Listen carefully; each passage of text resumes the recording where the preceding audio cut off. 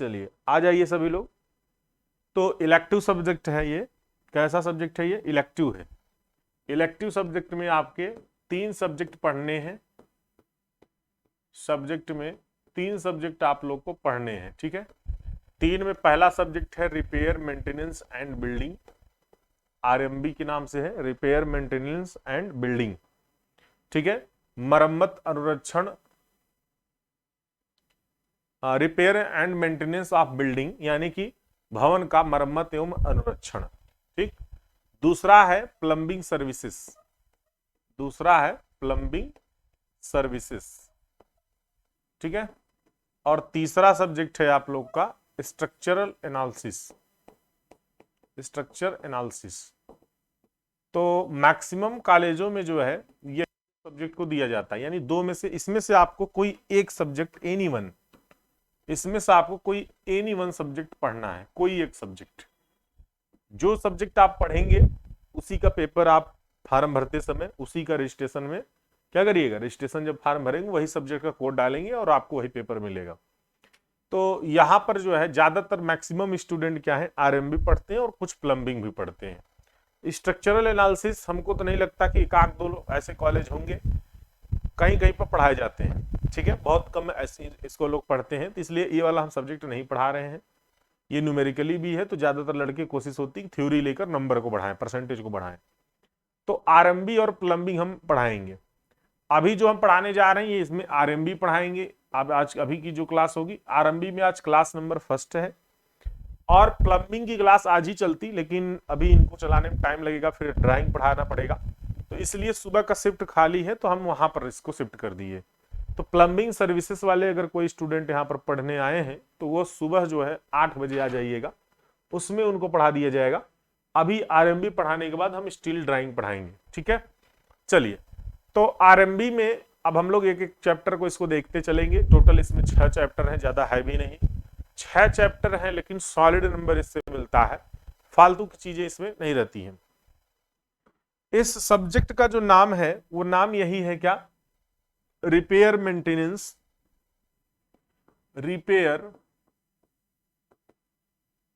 Repair and maintenance of building, maintenance of building, ठीक है, RMB. यानी कि रिपेयर का मतलब होता है मरम्मत, रिपेयर का मतलब क्या होता है, मरम्मत, और मेंटेनेंस का मतलब होता है अनुरक्षण। कुछ लोगों को ना रिपेयर और मेंटेनेंस एक ही चीज समझ में आ रहा होगा। बहुत सारे लोग पिछले साल भी यही क्वेश्चन करते थे कि सर रिपेयर क्या होता है, मेंटेनेंस क्या होता है। यास ने ये रिकॉर्ड रहा है, हमेशा मैं देखता हूं कि ज्यादातर जो है, क्लियर सर आपको कौन सा अच्छा लग रहा है? देखिए, अच्छा लगना और यह खाना पीना थोड़े ना है कि अच्छा लगेगा, लेकिन मैं आपको बता दूं कि जो आरएमबी है ना, ये आपको एसएससी जेई में अब से क्वेश्चन पूछने लगा है। यानी कि अभी पिछले साल जो पेपर हुआ था उसमें जेई में ये क्वेश्चन, इससे क्वेश्चन बना था, तो अब क्वेश्चन पूछने लगा है, इससे काफी क्वेश्चन आ जाता है, 1 2 क्वेश्चन 3 क्वेश्चन मिलता है, तो वहां पर ये काम करने वाला है आपको, ठीक है, वो मिल जाता है, ठीक है।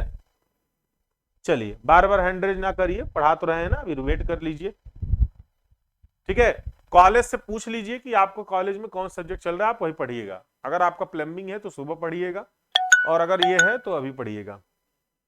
यार ये हमें समझ भी नहीं है तो क्या पूछना चाह रहे हैं? हाँ बोलिए दीपेश।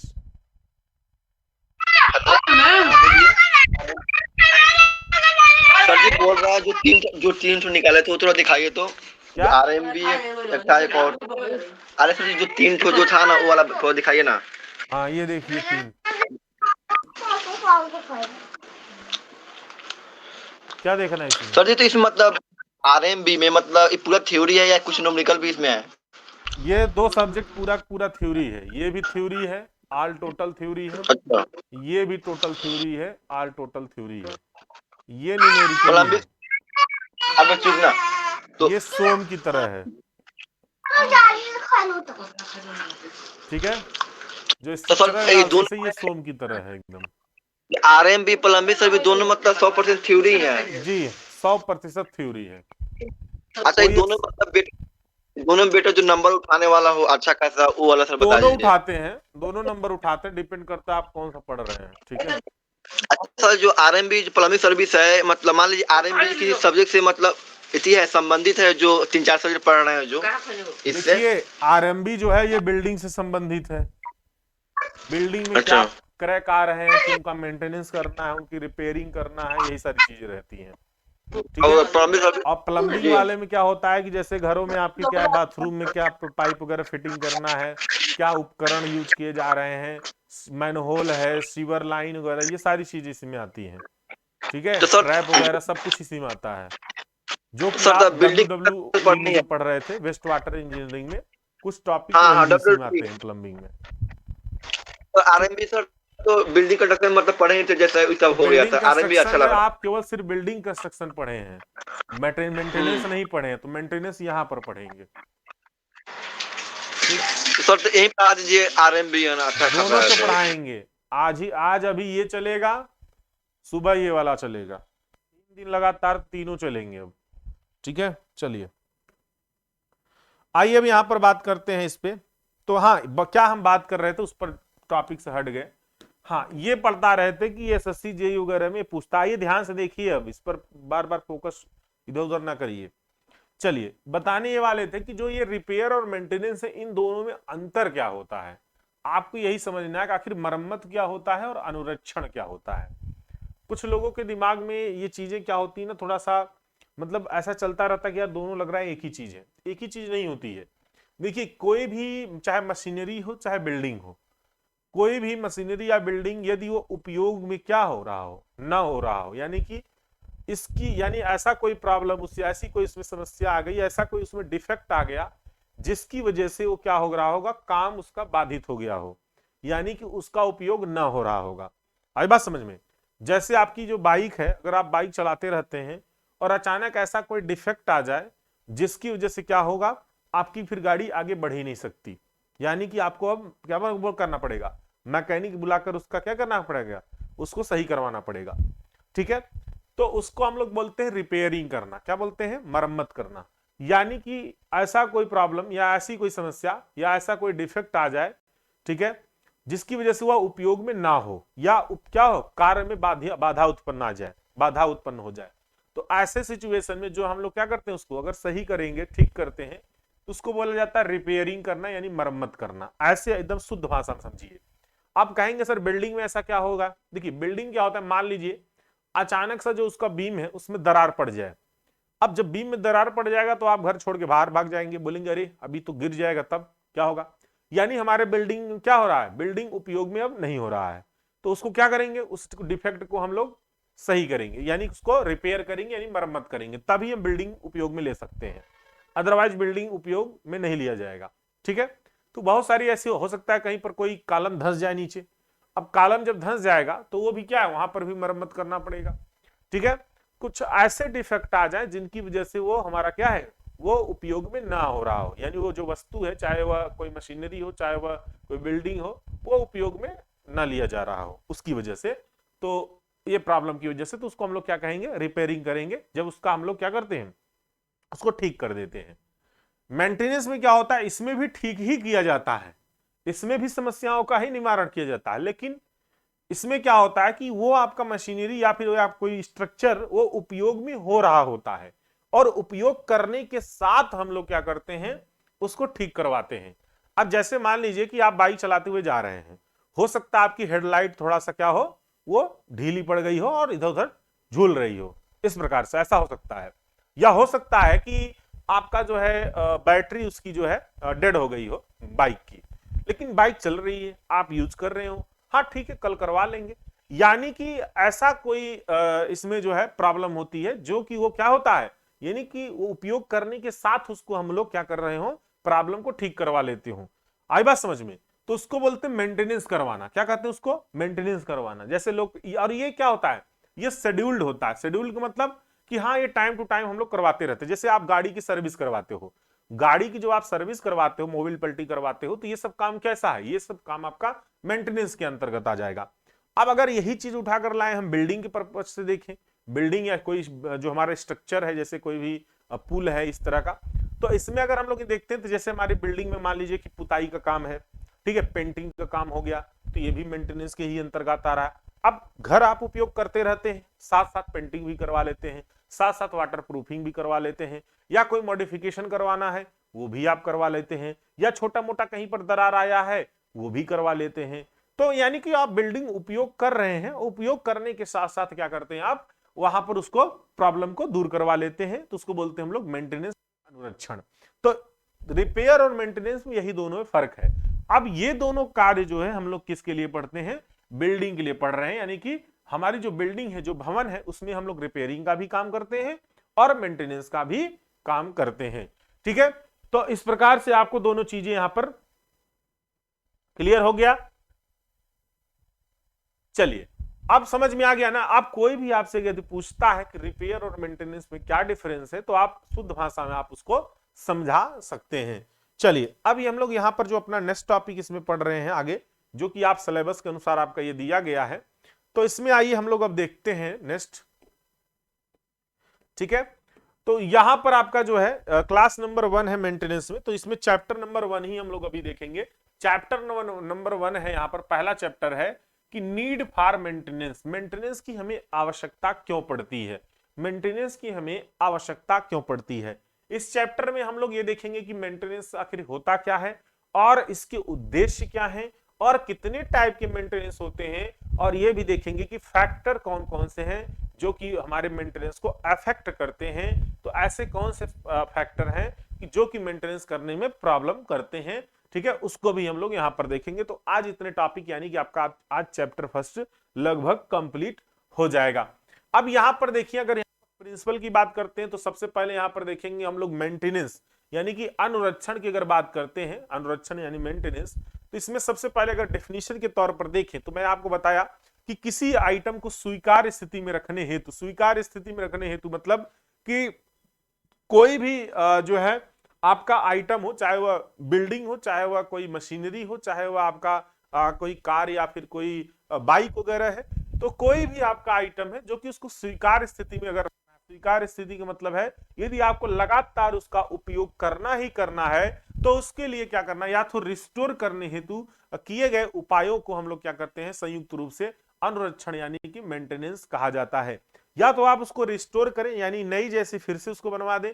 ठीक है भाई, आप गाड़ियों का सर्विस करवा लेते हैं, बिल्डिंग को पुताई करवा लिए, ठीक है, बिल्डिंग का पूरा सब कुछ उसका डिजाइनिंग वगैरह जो भी है उसमें अगर थोड़ा बहुत मॉडिफिकेशन कराना है वो भी करवा लिए, तो इसका मतलब यह है कि हम लोग क्या किए, बिल्डिंग को रिस्टोर कर दिए, फिर से जैसा था वैसा फिर से पुनः उसी रूप में ला दिए और फिर से हम उसका उपयोग करने लगे। और इस स्वीकार्य स्थिति में, या तो फिर कह सकते हैं कि स्वीकार्य स्थिति में इसको हम लोग बना रखे हैं, तो इसी को हम लोग क्या कहते हैं, मेंटेनेंस कहते हैं। तो ये सब जो उपाय करते हैं हम लोग उसको रिस्टोर करने के लिए या फिर उसको स्वीकार्य स्थिति में रखने के लिए कोई भी आइटम को, तो उसको हम लोग बोलते हैं मेंटेनेंस। ठीक है, अब इसमें हमारा आ सकता है कौन कौन से, जैसे हमारा आवासीय भवन है।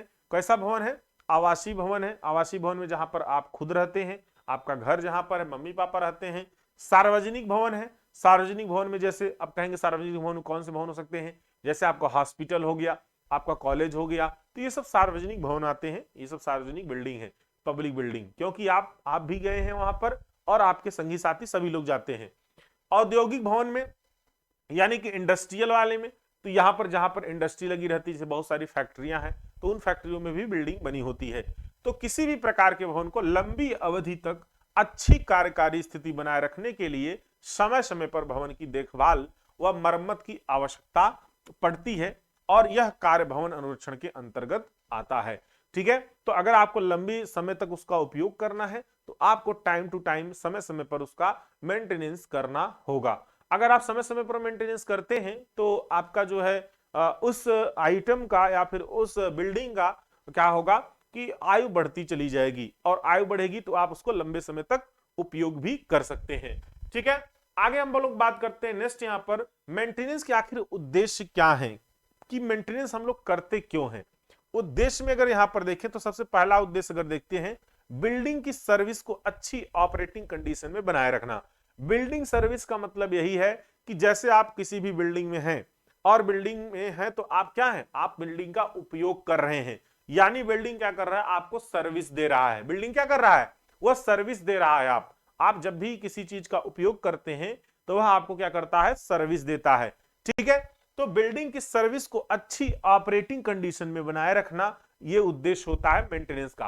आप मेंटेनेंस टाइम टू टाइम अगर किसी बिल्डिंग का करते रहेंगे तो आपको सर्विस अच्छी देता रहेगा, यानी हमेशा वो ऑपरेटिंग कंडीशन में सर्विस देगा। ठीक है, आगे बात करते हैं उसे ओरिजिनल स्टैंडर्ड पर रिस्टोर करना। ऐसा होता है, देखिए आप ओरिजिनल स्टैंडर्ड पर देखिए, जैसे कभी कभी होता है कुछ लोग की, जैसे मान लीजिए एक एग्जांपल ले लेते बाइक से ही, यदि आप बाइक का एग्जांपल लें तो सब नई नई गाड़ियां खरीदते हैं तो क्या होता है कि प्रॉपर वे में हर एक चीज, ब्रेक, क्लच, उसकी आवाज, उसका जो है वाइब्रेशंस, सारी चीजें एकदम प्रॉपर वे में रहती है। कुछ दिनों बाद क्या होता है, जैसे आप मेंटेनेंस कुछ नहीं करवा रहे हैं, कोई उस पर पैसा नहीं खर्च कर रहे हैं और लगातार 2-3 साल बाइक लगातार खूब यूज कर रहे हैं, ना ही उसका आप सर्विस ही करवा रहे हैं, कुछ नहीं करवा रहे हैं, तो उसकी आवाज भी बदल जाएगी, उसका क्लच ब्रेक भी ढीला हो जाएगा, यानी बहुत सारी उसमें समस्याएं आ जाएंगी। तो अब आप क्या करेंगे, आप अगर उसका मेंटेनेंस करवा लेते हैं तो मेंटेनेंस करवाने से क्या होगा कि जैसे वो नया था, यानी एक मानक पर बना होता है ना, तो जैसे एक मानक पर बना था, नया था, वैसा फिर से वो रिस्टोर हो जाता है, यानी क्लच ब्रेक फिर से टाइट हो जाएगा, सब कुछ एकदम प्रॉपर वे में, आवाज भी जैसा था वैसा ही हो जाएगा, यानी एकदम नए तरीके से, जैसा नया था वैसा फिर से हो जाएगा। तो ये मेंटेनेंस की वजह से होता है, तो उसे ओरिजिनल स्टैंडर्ड पर फिर से रिस्टोर अगर करना है तो कर सकते हैं। सेम यही चीज बिल्डिंग में भी आप अप्लाई कर सकते हैं। अब जब नई नई बिल्डिंग बनती है तो आपको एकदम सब चीजें एकदम नई नई दिखती हैं और प्रॉपर वे में सब चीजें यूज भी आप करते रहते हैं, दरवाजे खिड़की लगे हैं उसको खोल बंद कर रहे हैं अच्छी तरीके से। भाई हो सकता है कल को 2-3 साल बाद दरवाजे खिड़कियों में घुन लग जाए, कोई दीमक लग जाए, कोई दरवाजे खिड़की में कीड़े लग जाएं तो खराब हो जाए, हो सकता है शीशे टूट जाएं, हो सकता है कि उसका शावर बाथरूम का नहीं काम कर रहा है, या फिर हो सकता है कि कहीं पर क्रैक डेवलप हो गया है, उतनी अच्छी फिनिशिंग नहीं आ रही है और नमी लग गया है, प्लास्टर उखड़ गया है, तो बहुत सारी समस्याएं जो है बिल्डिंग में क्या होती हैं, होने लगती हैं, प्रॉब्लम्स आती हैं। और यदि उनको क्या करें हम, अगर उनको समय पर मेंटेनेंस कर दें तो वो फिर से क्या होगा, नए जैसा फिर से हो जाएगा। ठीक है, तो इस तरह से यानी कि हम लोग क्या करते हैं, ओरिजिनल स्टैंडर्ड पर बिल्डिंग को भी रिस्टोर कर सकते हैं। आगे अगर बात करते हैं बिल्डिंग इंजीनियरिंग में होने वाले नए विकास के अनुरूप भवन की फैसिलिटीज में सुधार करना, तो ऐसा भी होता है, ये काम हम मेंटेनेंस के ही अंतर्गत करते हैं। मेंटेनेंस देखिए, अब इसको मरम्मत में नहीं ले जाएंगे, मरम्मत में हमें आपको बताया मरम्मत हम तभी करते हैं जब उसका उपयोग ना हो रहा हो, या फिर ऐसी समस्या जिसकी वजह से हम उपयोग उसका ना कर पा रहे हो, तब हम लोग क्या करते हैं, अगर कोई उपाय करके उसको सही कर देते हैं तो उसको बोलते हैं रिपेयरिंग करना। लेकिन यहां पर बिल्डिंग हम लोग लगातार उपयोग करते रहते हैं, और कभी कभी क्या होता है ना कि कुछ नई चीजें आती हैं, जैसे कुछ नई चीजें आई, मान लीजिए कोई ऐसा कोई एसी आया जो कि एक ही जगह एक ही कमरे में लगा देने से क्या होगा, सभी कमरे ठंडे होने लगते हैं, दरवाजा अगर खुला रहे, कोई ऐसा वेंटिलेशन रहे। तो अब ये कुछ नया टेक्निक आया या कुछ नया विकास की हुआ, कुछ नया डेवलपमेंट हुआ बिल्डिंग में कि नहीं नहीं, दरवाजे खिड़की अगर इधर से रहे तो और अच्छा रहेगा, तो हम फैसिलिटी जो भी नई चीजें आ रही उसको हम क्या कर सकते हैं, उसको हम जो है मॉडिफाई भी कर सकते हैं। तो यहां पर क्या कर सकते हैं, बिल्डिंग इंजीनियरिंग में कोई भी अगर विकास नया हो रहा है तो उसके अनुरूप हम लोग फैसिलिटी में सुधार करना, ये भी हमारा मेंटेनेंस के ही अंतर्गत आता है। बहुत सारे लोग मॉडिफिकेशन करवाते रहते हैं।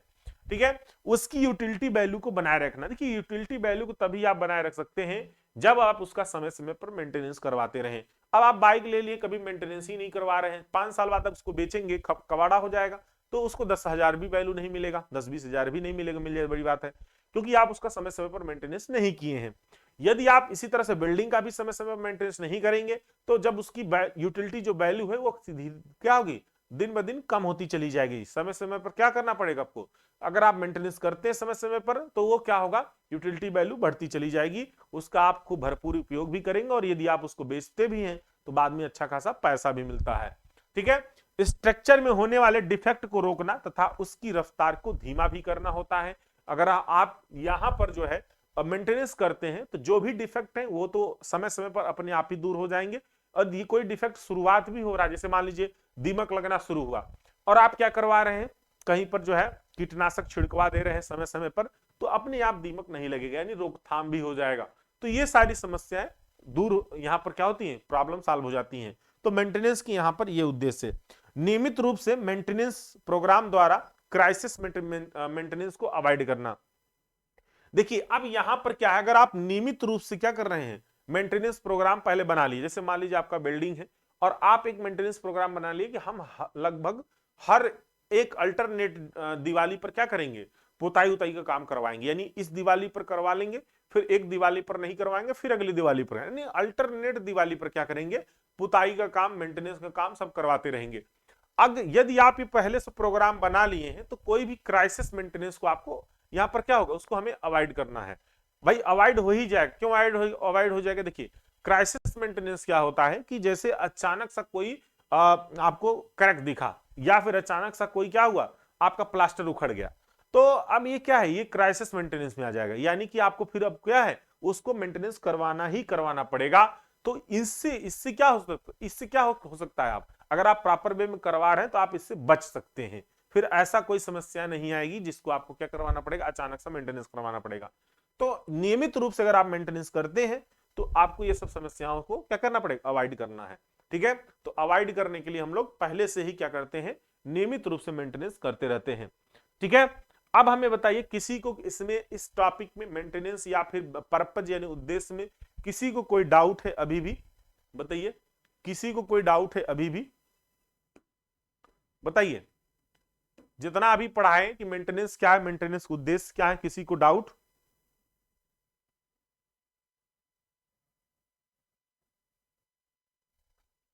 एक बार इसका रिवीजन आप लोग जरूर करिएगा, जितनी भी चीजें हम पढ़ाते हैं उसका उसी दिन एक बार रिवीजन होना चाहिए, उसी डेट में रिवीजन हो जाना चाहिए। अभी क्लास खत्म होगी स्टील ड्राइंग के बाद, फिर आप क्या करिएगा, इसका रिवीजन कर लीजिएगा। ठीक है, चलिए नेक्स्ट हम लोग देखते हैं, वो डाउट जो भी आपका अलग से होगा वो बाद में पूछ लीजिएगा अगर इससे रिलेटेड नहीं है। ठीक है, नेक्स्ट हम लोग यहां पर देखते हैं मेंटेनेंस के प्रकार, यानी कि टाइप ऑफ मेंटेनेंस। मेंटेनेंस के प्रकार में अगर देखें कितने प्रकार के मेंटेनेंस होते हैं, देखिए यहां पर बहुत सारे मेंटेनेंस है, अलग अलग टाइप के मेंटेनेंस है। अब इन सब का मेंटेनेंस का जो उद्देश्य वो अलग अलग होता है।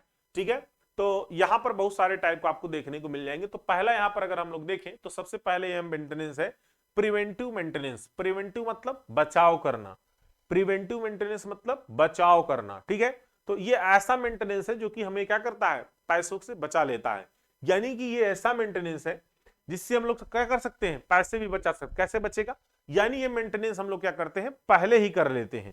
अगर आप कोई भी जो है स्ट्रक्चर में कोई भी डिफेक्ट होने से पहले यदि आप मेंटेनेंस उसका समय समय पर कर ले रहे हैं, ठीक है, तो उससे आपका खर्चा बच जाता है। यानी कि भाई हो सकता है बाद में डिफेक्ट हो जाए, अगर मान लीजिए आप क्या कर रहे हैं, पुताई का कार्य नहीं करवा रहे हैं, अब 4 साल तक आप पुताई ही नहीं करवा रहे हैं, तो बाद में प्लास्टर उखड़ने लगेगा, प्लास्टर कमजोर हो जाएगा, तो ये सारी समस्याएं आने लगती हैं। तो आप समय समय से पहले ही करवा लीजिए, वो डिफेक्ट ही ना आए। जब डिफेक्ट ही नहीं आएगा तो आपको फालतू का खर्चा भी नहीं बढ़ेगा। ठीक है, तो प्रिवेंटिव मेंटेनेंस क्या है कि किसी आइटम के फेल होने से पहले किया जाता है, यानी कोई आइटम फेल ही अभी नहीं हुआ है फिर भी हम मेंटेनेंस कर देंगे। जैसे अब मान लीजिए आपको बाइक की सर्विस करवानी ही करवानी है, यदि यार जब तेल उसका जल जाएगा तब सर्विस करवाओगे, अरे पहले ही करवा लो, टाइम टू टाइम करवाते रहो। ठीक है, यानी कोई भी स्ट्रक्चर, कोई भी आइटम अगर फेल नहीं हुआ है और उसके पहले यदि आप मेंटेनेंस करा लेते हैं ताकि उसको स्वीकार मानकों के स्तर से नीचे जाने से बचाया जा सके, यानी जो उसका स्टैंडर्ड है, कितने स्टैंडर्ड पर ये मानक तैयार है, कितने होना ही चाहिए, तो उससे वो नीचे ना जा सके, उसके पहले ही हम लोग क्या करेंगे, मेंटेनेंस करवा लेते हैं।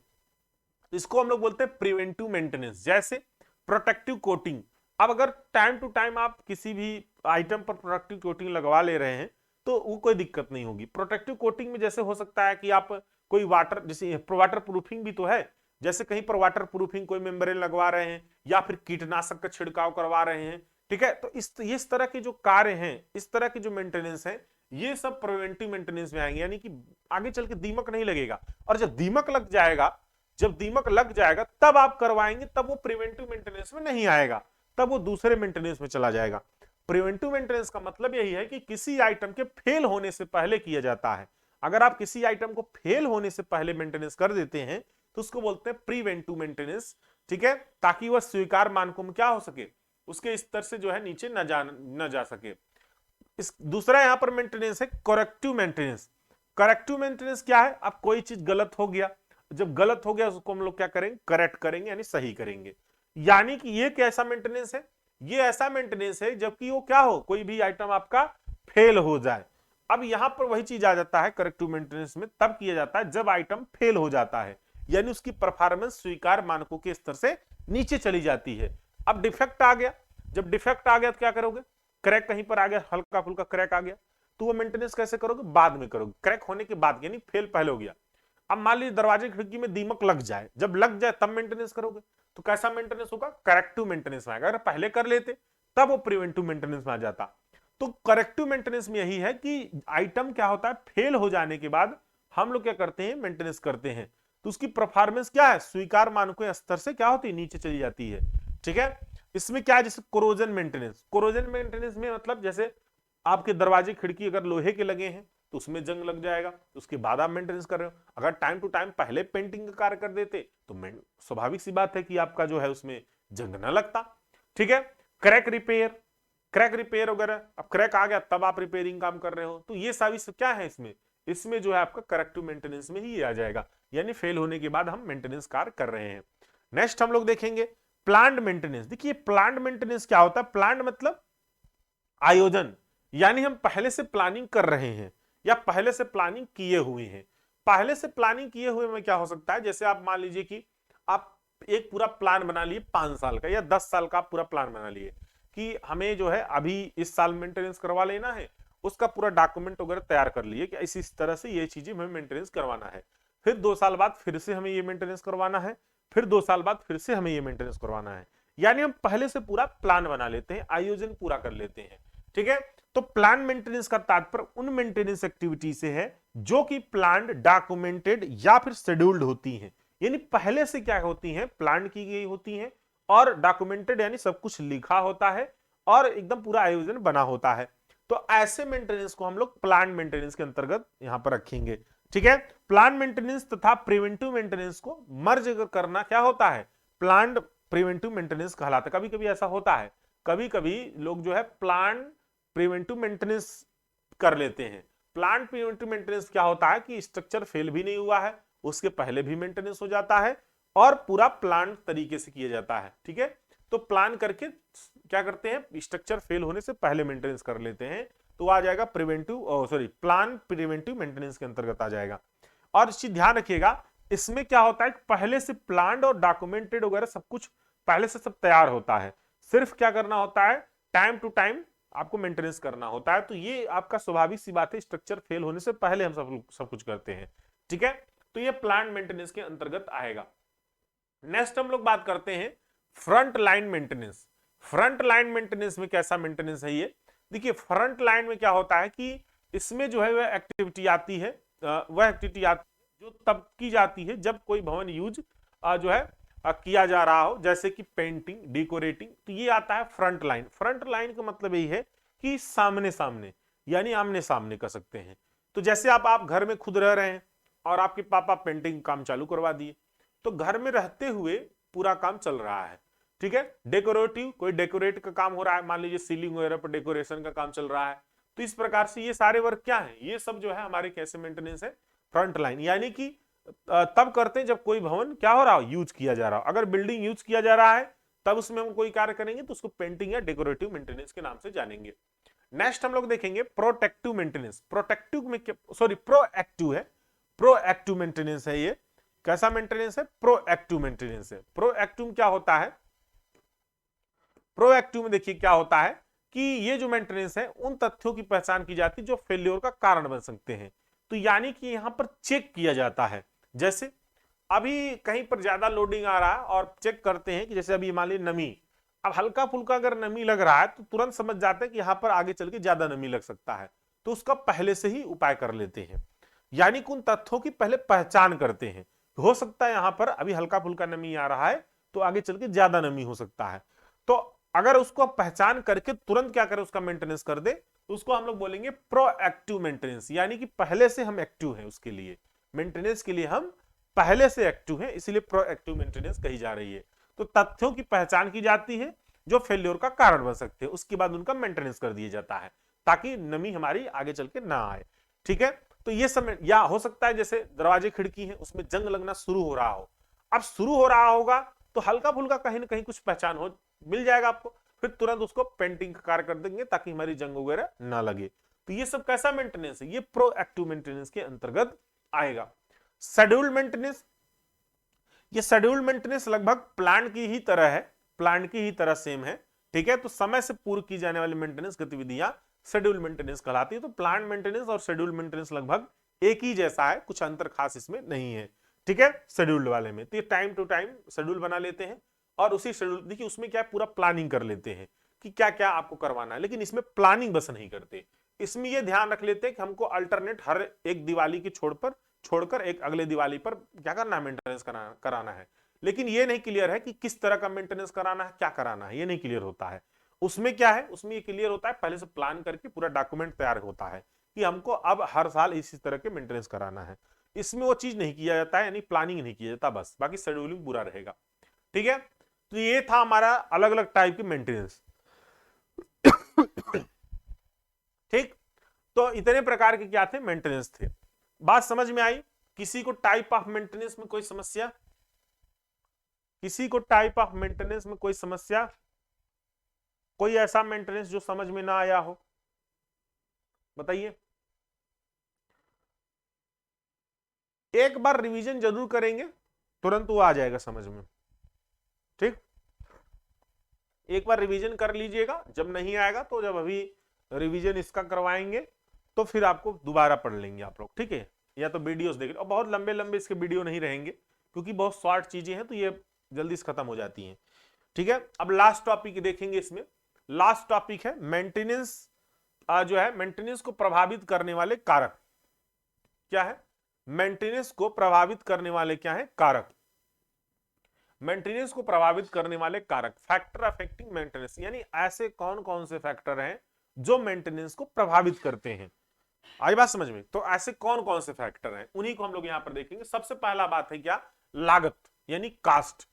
कास्ट सबसे अहम है। जैसे अभी मान लीजिए कि हम गरीब हैं, तुम्हारे पास पैसा नहीं है, या जिस तरह का मेंटेनेंस कराना है उतना पैसा नहीं मेरे पास, तो क्या मेंटेनेंस हो पाएगा प्रॉपर वे में? नहीं हो पाएगा। यानी कि जैसा आपको मेंटेनेंस कराना है उसके अनुसार यदि पैसा उपलब्ध नहीं है तो आप मेंटेनेंस उस तरीके से नहीं करवा सकते हैं। तो इससे मेंटेनेंस क्या हुआ, अफेक्ट हुआ, यानी कि जो यहां पर अनुरक्षण कार्य हो रहा है वो अफेक्टिव हो जाएगा।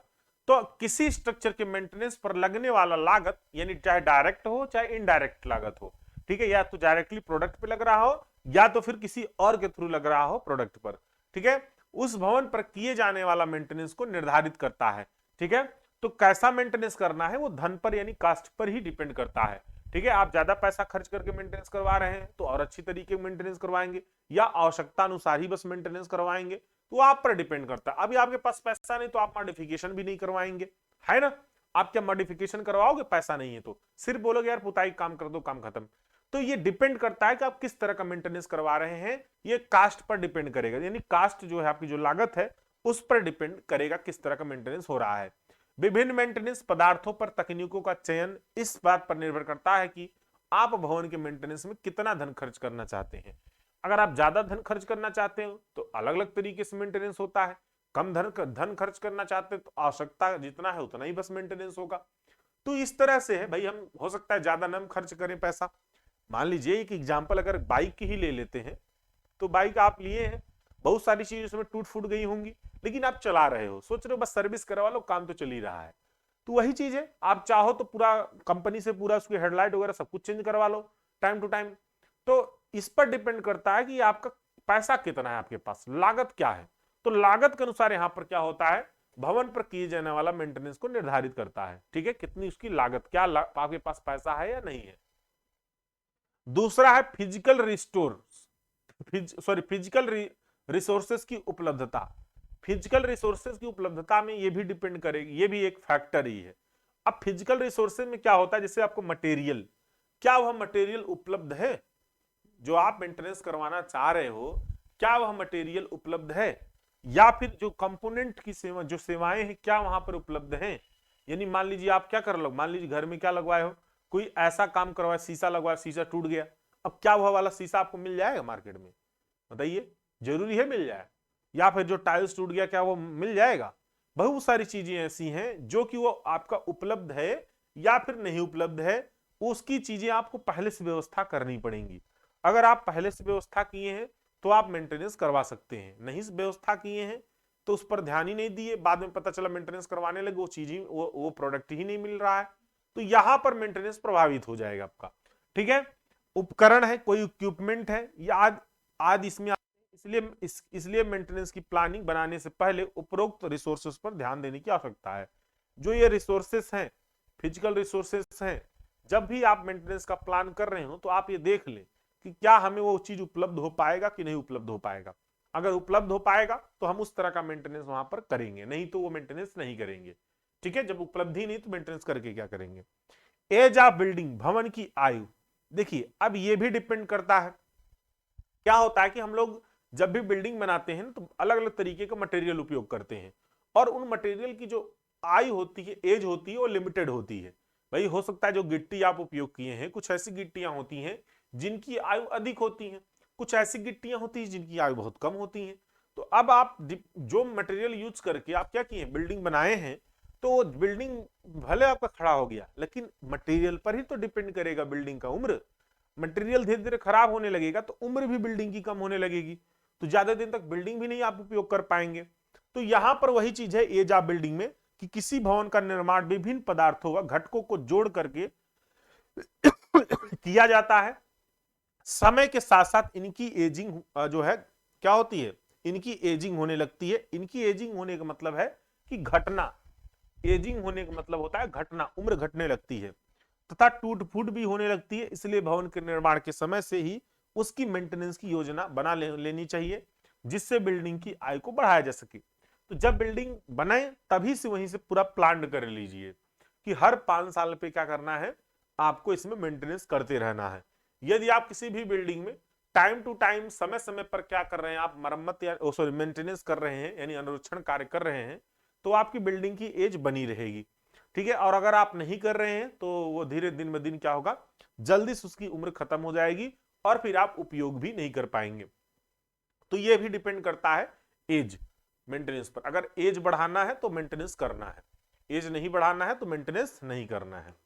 ठीक है, भविष्य के लिए प्रयोग, ये भी मैटर करता है भविष्य के लिए उपयोग में, कि देखिए क्या है ना कि आपको ये देखना है कि हम आगे उस फ्यूचर में इसका उपयोग करेंगे कि नहीं करेंगे। ठीक है, आगे फ्यूचर में उसका उपयोग करना है या नहीं करना है। ठीक है, तो मेंटेनेंस हेतु यह भी ध्यान देना आवश्यक है कि भवन को कितने समय हेतु यूज किया जाना है, ये किया जाता है, तथा निकट भविष्य में उसमें कुछ बदलाव की संभावना तो नहीं है। उपरोक्त को ध्यान में रखकर ही मेंटेनेंस कार्यों को प्लान करना चाहिए।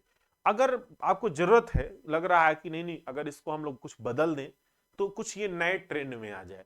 देखिए बहुत सारी चीजें ऐसी होती हैं जो कि नए ट्रेंड की वजह से वो पीछे हो जाती हैं, उनका लोग उपयोग नहीं करते हैं। अब सोचिए आप, क्या आप अभी भी छोटी वाली मोबाइल यूज करते हैं? बहुत कम लोग करते होंगे, तो उसकी अब ट्रेंड में नहीं है। जो ट्रेंड में क्या रहता है, अब तो स्मार्टफोन आ गया, भाई स्मार्टफोन यूज करेंगे।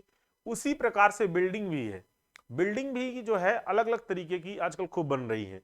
अब जैसे बहुत पुराने जो बिल्डिंग है, जो पुराने वाले हैं, अब उसमें ईंट का बना है सारा सब कुछ, उसमें कोई आरसीसी दिखाई नहीं। तो अब क्या है, पूरा पुराना ट्रेंड हो गया। कुछ डिजाइन ऐसी है, मेहराब वगैरह डाट वगैरह बना है, तो पुराने ट्रेंड में आ गया। तो ये देखा जाता है कि उसका फ्यूचर में यूज है या नहीं। अगर फ्यूचर में नहीं यूज है तो उसको मेंटेनेंस करेंगे नहीं। अगर हाँ बिल्डिंग यूज कर सकते हैं, हमें करना है, तो हम उसको मेंटेनेंस करके नए तरीके से मॉडिफाई कर देंगे। तो इस तरह से देखना पड़ता है कि हम बिल्डिंग का यूज करेंगे या नहीं करेंगे, या यूज करने लायक है या नहीं है। तो इन सब पर भी मैटर करता है आपका, यानी कि हम लोग कह सकते हैं कि भविष्य के लिए प्रयोग यानी फ्यूचर यूज, इस बात पर भी डिपेंड करता है मेंटेनेंस होगा या नहीं होगा। ठीक है, तो बहुत सारी चीजें आप लोग देखिए, और भी चीजें हो सकती हैं, और भी फैक्टर हो सकते हैं जो कि आप अपने मन से भी लिख सकते हैं कि हाँ ये फैक्टर है, इसकी वजह से मेंटेनेंस हो सकता है या नहीं हो सकता है, या मेंटेनेंस प्रभावित होगा या नहीं होगा।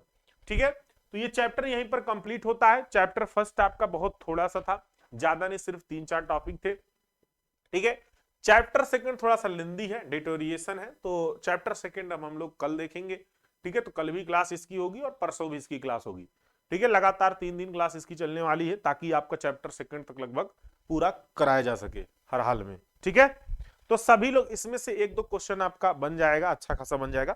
कह रहे sir front line maintenance, front line maintenance का मतलब यही है कि आप घर में रहते हुए मेंटेनेंस करवाएं। अब घर में आप अगर हैं, उपलब्ध हैं, इसमें घर में हैं, तब कैसा मेंटेनेंस करवाते हैं ज्यादातर, बताइए? पेंटिंग का कार्य। अब आप पेंटिंग बराबर करवा रहे हैं टाइम टू टाइम, तो ये कैसा मेंटेनेंस है? फ्रंट लाइन मेंटेनेंस है, यानी घर में रहते हुए ये कार्य किया जा सके। ठीक है, टोटल 6 चैप्टर है, टोटल 6 चैप्टर है। पहला चैप्टर बहुत छोटा था, ये तो न के बराबर था। दूसरा चैप्टर थोड़ा बड़ा है, बाकी आगे के चैप्टर और बड़े बड़े हैं। ठीक है, चलिए तो सभी लोग अभी 6 बजे आ जाएंगे, हम स्टील ड्राइंग की क्लास स्टार्ट करने जा रहे हैं। और स्टील ड्राइंग में आप लोग का हम जो ट्रस बनवाए हैं वो पाइप वाला बनवा चुके हैं, जो कि एग्जाम में 2022 में पूछा गया था। अब जो बनवाएंगे वो एंगल सेक्शन वाला बनवाएंगे, यानी एंगल सेक्शन का उपयोग करते हुए अब ट्रस आपको बनवाएंगे। तो 2 तरह के ट्रस हो जाएंगे, ठीक है, तो जिससे आपका जो है एग्जाम में पूछा जाएगा। हाँ, पीडीएफ अपलोड हो जाएगा शाम तक अभी, ठीक है। चलिए अभी आइए 10-15 मिनट में आपकी ड्राइंग की क्लास चलेगी 6 बजे से।